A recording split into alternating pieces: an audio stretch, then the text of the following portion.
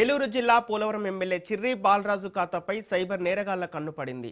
MLA bank ఖాతా నుంచి 12 లక్షల రూపాయలు కేటుగాళ్లు మాయం చేశారు.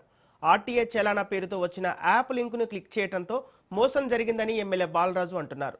జంగారెడ్డిగూడెంలోని ఇండస్ ఇండ్ బ్యాంక్ ఖాతా నుంచి సైబర్ నేరగాళ్లు నగదు కొట్టేసినట్లు గుర్తించారు. బాధిత ఎమ్మెల్యే ఫిర్యాదుతో జీలుగుమిల్లి పోలీస్ స్టేషన్లో కేసు నమోదు చేసుకుని దర్యాప్తు చేపట్టారు. అపరిచిత లింకుల పట్ల అప్రమత్తంగా ఉండాలని పోలీసులు హెచ్చరిస్తున్నారు.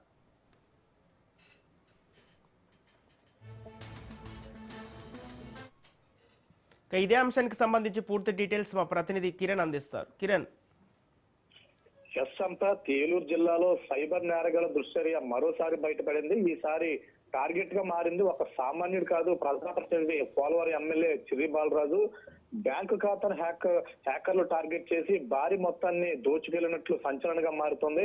ఆర్టీఏ చలన పేరిట వచ్చిన ఓ అపరిచిత యాప్ లింక్ ను క్లిక్ చేయడం వల్ల ఈ మోసం జరిగినట్లు ప్రాథమిక సమాచారం అందుతుంది. లింక్ ఓపెన్ చేసిన కొద్దిసేపటికే ఎమ్మెల్యే ఖాతా నుంచి ఏకంగా 12 లక్షల రూపాయలు మాయం కావటం తీవ్ర కలకలంగా రేపుతుంది.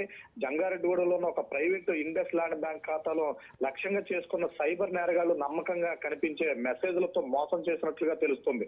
టెక్నాలజీని ఆయుధంగా మార్చుకున్న ఈ మోసగాళ్లు క్షణాల్లోనే డబ్బును ఇతర ఖాతాలకు మళ్లించినట్లుగా సమాచారం అందుతుంది. ఈ ఘటనపై ఎమ్మెల్యే చిర్రి బాలరాజు ఫిర్యాదు చేయడంతో జీలిమిల్లి పోలీస్ స్టేషన్ లో కేసు నమోదైంది.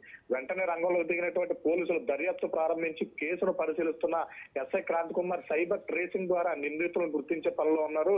ఈ ఘటనతో ప్రజల్లో భయాందోళన నెలకొన్నాయి.